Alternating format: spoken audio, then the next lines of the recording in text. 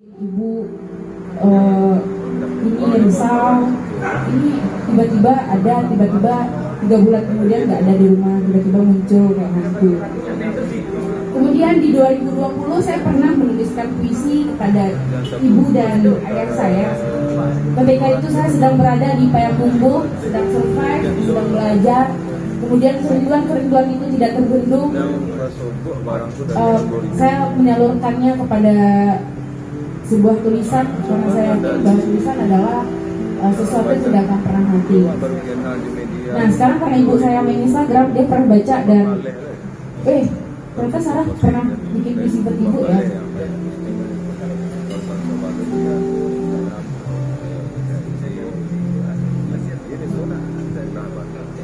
Sepasang pintu,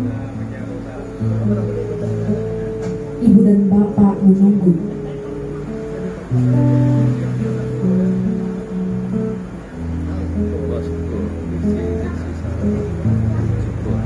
Rumah, dinding asing bersembunyi di balik jejak tertinggal pada masa lampau kenal.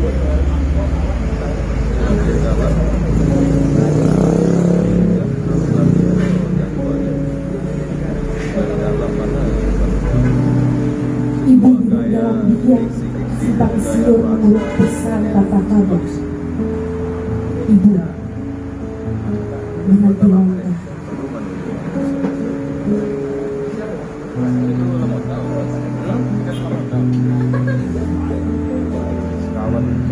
Nama lemah bagi mereka menyisakan jejak tak ramah. Selain ibu, cinta adalah basa-basi abadi.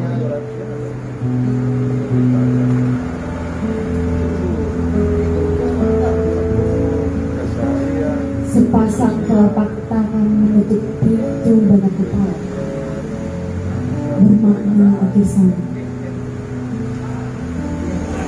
Bapak berdoa khusyuk, menyalakan mata lampu di jantung waktu, diam dan tenang.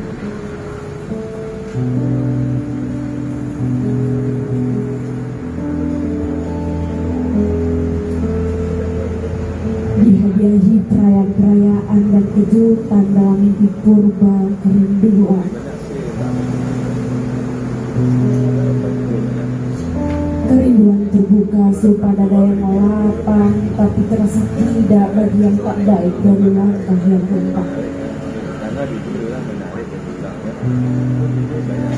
Sarah Azmi 2020. Itu adalah puisi yang saya bikin untuk ibu saya. Kemudian di sini mengurung pesan tanpa kabar adalah ketika perjalanan saya tidak di rumah, kemudian saya jarang ngasih kabar kepada ibu. Tetapi karena ibu saya adalah perempuan yang luar biasa, seorang ibu yang keren, dia tetap mendoakan yang baik, nggak pernah marah. Paling cuma Sar, jangan lupa makan, jangan banyak makan cabai. Meskipun kamu nggak di rumah, jarang ngabarin. Emang saya kadang akhirnya saya belajar buat nggak kayak gitu lagi, menjadi Sarah yang jarang ngasih kabar. Dan ini juga saya menyelipkan pesan untuk Bapak, bagaimana kesibukan Bapak yang membuat kami jarang untuk berkomunikasi di rumah. Tetapi alhamdulillah di proses perjalanan saya ternyata komunikasi itu sangat penting. Komunikasi apapun kegiatan kita kepada orang tua. Makanya saya sepakat bahwa hari ibu tidak hanya di tanggal 22 kemarin saja. Setiap hari adalah hari ibu. Setiap hari adalah hari ibu. Tapi hari ibu yang seperti apa yang ingin kita hadirkan itu adalah pilihan pada teman-teman semuanya. Bahkan ternyata hal-hal yang remeh seperti saya pergi dari rumah kemudian saya minta izin, itu adalah salah satu hukum yang luar biasa ternyata bagi orang tua. Dan itu kita adalah manusia kembali kepada proses belajar. Dan kemarin ketika saya kembali ke Solo kegiatan selama 3 bulan, saya komunikasi sama ibu saya sedang ada kegiatan. Mohon doanya. Itu pentingnya komunikasi dan bagaimana kita memaknai sebenarnya tanggal 22 Desember itu. Apakah Apakah Hari Ibu hanya sebuah simbol euforia yang tidak jelas tanpa pernah kita pikirkan bagaimana perjuangan Hari Ibu ketika perempuan hari itu menuntut kesetaraannya, ketika perempuan masih berada di kelas 2, perempuan yang harus dituntut untuk ke dapur pada saat itu. Tapi sekarang sudah, kalau untuk di Solo atau di Padang tuh udah mulai luar biasa, hal seperti itu. Perempuan sudah mulai berkegiatan, beraktivitas. Saya sudah bisa membaca puisi hari ini. Pak Ade sudah bisa bekerja dengan kreativitasnya di Galeon, seperti itu. Kemudian dulu hal seperti itu tidak ada, itu sangat sulit. Benar kan guys? Itu sangat sulit karena perempuan masih di dapur. Tapi perlawanan tadi yang di Hari Ibu, yang kita mesti tahu Hari Ibu tidak hanya euforia selamat Hari Ibu.